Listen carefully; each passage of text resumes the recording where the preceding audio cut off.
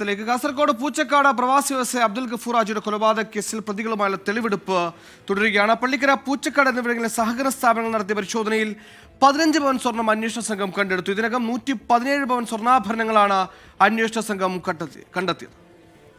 ഉളിയത്തടുക്ക സ്വദേശി ഉബൈസ്, മന്ത്രവാദി KH ഷമീന എന്ന ജിന്നുമ്മ, പൂച്ചക്കാട് സ്വദേശി അസ്നിഫ, മധൂർ സ്വദേശി ആയിഷ എന്നിവരെയാണ് കോടതി 5 ദിവസത്തേക്ക് പോലീസ് കസ്റ്റഡിയിൽ വിട്ടത്.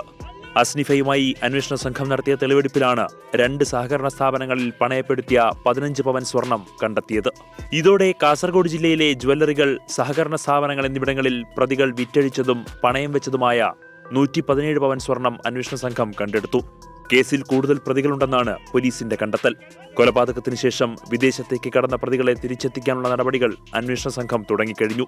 ഇവരെ പിടികൂടി പ്രധാന പ്രതികൾക്കൊപ്പം ചോദ്യം ചെയ്താൽ ബാക്കി സ്വർണം കൂടി കണ്ടെത്താനാകുമെന്ന നിഗമനത്തിലാണ് പോലീസ്. ഇതിനിടെ പ്രതികൾ നൽകിയ ജാമ്യാപേക്ഷ കോടതി ഈ മാസം 13-ന് പരിഗണിക്കും.